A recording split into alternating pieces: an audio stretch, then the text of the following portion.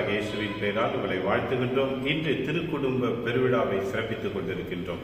இந்த திருக்குடும்ப பெருவிழாவிலே இன்றைய வாசகங்கள் நமக்கு என்ன சொல்லுகிறது? முதல் வாசகம் சாமுவேல் வாசிக்கும் போது அங்கு தன்னுடைய குழந்தையை கடவுளுக்காக கொடுக்கிறதை பார்க்கின்றோம். அதே போலதான் இந்த நற்செய்தி வாசகத்திலும் தூய மரியாளும் தூய யோசேப்பும் இயேசுவை ஆலயத்திலே கொண்டு வந்து கொடுக்கிறதை பார்க்கின்றோம்.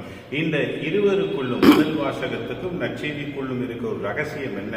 அதுதான் இரண்டாம் வாசகம் சொல்லுகின்றது. கடவுளுடைய கட்டளைகளை கடைபிடிப்போர் கடவுள் அன்பிலே நிலைத்திருக்கின்றார்கள்.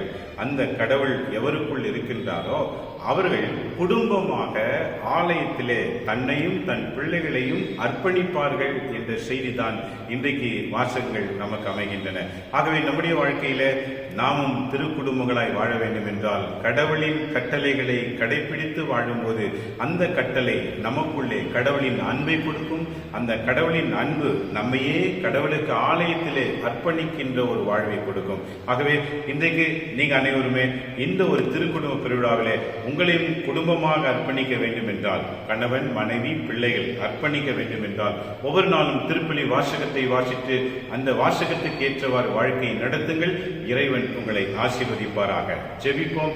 எங்கள் அன்பு தந்தை இறைவா, இந்த நாளுக்காக உம்மை போற்றுகின்றோம். இந்த திருக்குடும்ப பெருவிழாவை சிறப்பித்துக் கொண்டிருக்கிற எல்லா கிறிஸ்தவ குடும்பங்களுக்காக நாங்கள் ஜெபிக்கின்றோம். ஒவ்வொரு குடும்பத்திலும் கணவன் மனைவி பிள்ளைகள் ஆசீர்வதிக்கப்படுவார்களாக. உம்முடைய கட்டளைகளை அறிந்து கொள்ளவும் அந்த கட்டளைகளை நிறைவேற்றவும் அந்த கட்டளையில் ஏற்றவாறு வாழவும் ஒவ்வொருவருக்கும் விவிலிய அறிவையும் ஆற்றலையும் வழங்குமாறு மன்றாடுகிறோம். எவ்வாறு இரண்டாம் வாசகத்திலே தூய ஆவி உங்களுக்குள் வந்து உங்களுக்கு நினைவூட்டுவார் என்று நீ சொன்னீரோ அதுபோல ஒவ்வொரு கிறிஸ்தவ குடும்பங்களிலும் பரிசுத்த ஆவியானவர் இயங்கி அவர்களை நீர் நினைவுபடுத்தி ஆசீர்வதிக்குமாறு நோக்கி நாங்கள் ஜெபிக்கிறோம். தூய ஆவியானவர் ஒவ்வொரு குடும்பத்திலும் இறங்குவீராக.